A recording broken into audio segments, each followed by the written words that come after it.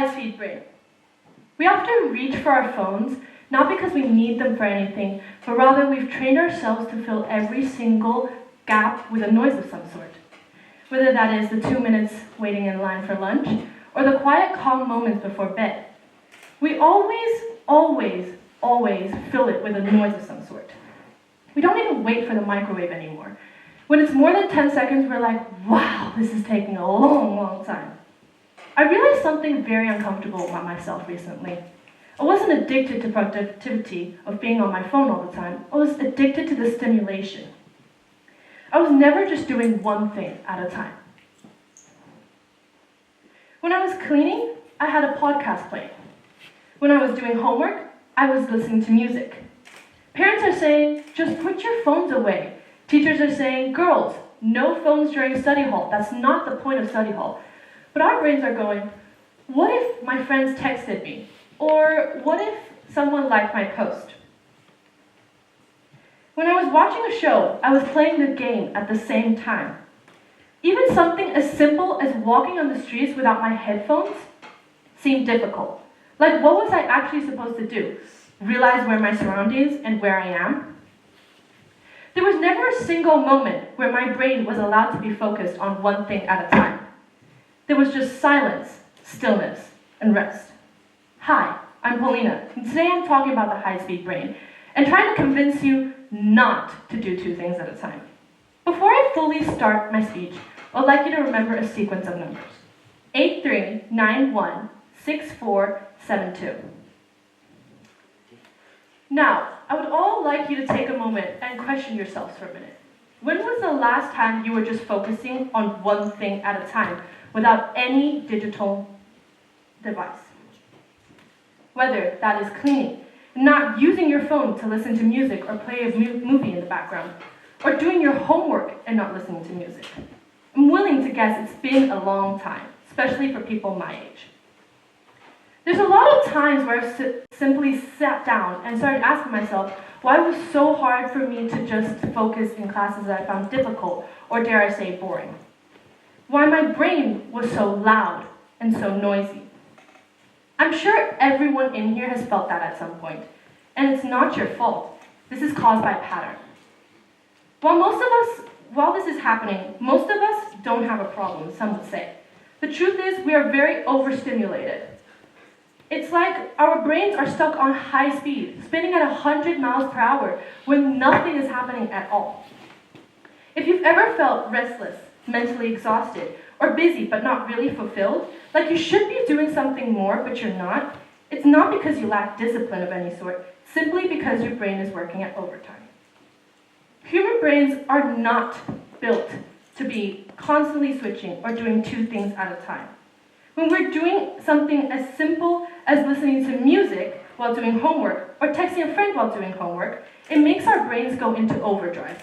And the worst part is, sometimes we don't even realize it. Neuroscientists have proven that the brain cannot process two demanding tasks in parallel. Instead, we end up switching rapidly in between the tasks, and each switch takes time and energy. I'm sure all of us in here have doom scrolled before, and that's not a question. You've opened your phone before bed to check one notification, or you set an alarm so you can be productive tomorrow morning and wake up at 6 a.m. But then suddenly it's 2:17 a.m., and you still haven't gone to bed. You have to wake up tomorrow morning to go to school, and you know everything about a stranger's life from halfway across the world. And I don't want to go on and on about this, because I'm sure every single one of us in here have been nagged by our parents. But doom scrolling really is a big problem. Mostly because the constant input of information overstimulates our brain, and the brain creates then a dependence on the digital noise. Each swipe, whether that's on TikTok, Instagram, or Snapchat, it gives our brain something new to focus on, and it trains it to crave the constant stimulation. And that, in turn, makes the stillness feel uncomfortable. Now, doom scrolling and these constant switches lead to decreased attention, working memory overload, mental fatigue, stress hormone increases like cortisol. It also disrupts deep thinking, creativity, memory encoding. A study in Stanford suggests that multitasking can reduce our productivity by up to 40% due to the switching costs. Now I can list ton upon tons of research that would prove to us that going and scrolling on our phones are bad for us, whether that's for our attention span, sleep quality, or how multitasking then in turn makes us less productive. This research proves us and tells us time and time again that doom scrolling is bad for us. For example, the Microsoft study that found that in the 2000s, our average attention span was at 12 seconds. Recent years, it's decreased to 8. That's shorter than a goldfish. If you were to ask me, how do they do that? I wouldn't be able to tell you an answer.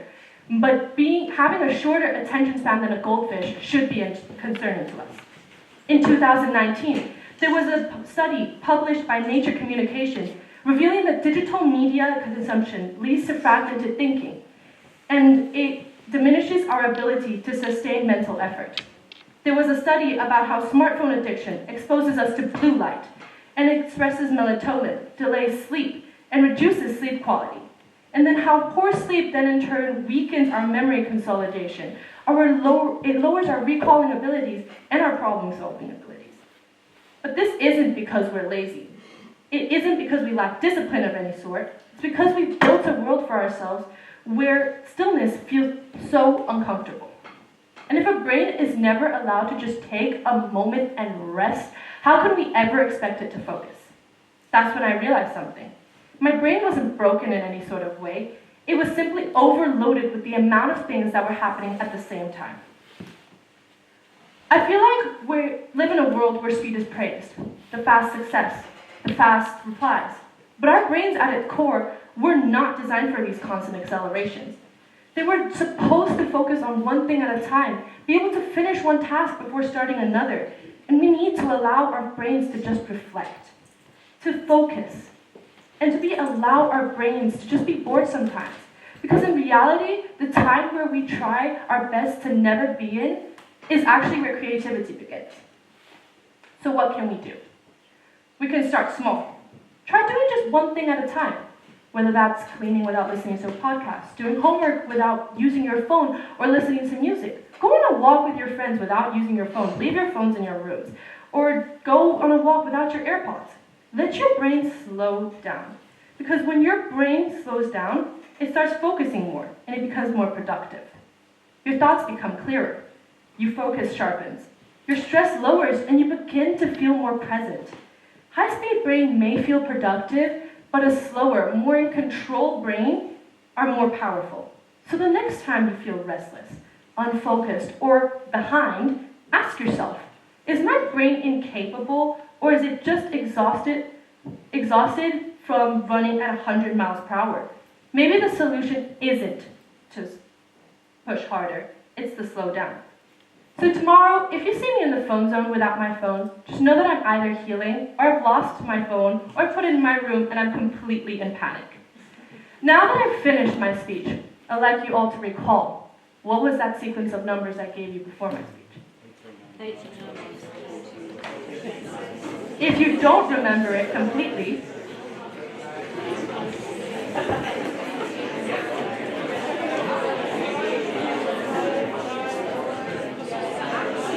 I'll read it to you again if you want to double check. It was 83916472. If you don't remember it, you've proven my exact point of my speech. If you do, congratulations, you have a better memory and better concentration than a goldfish. Thank you.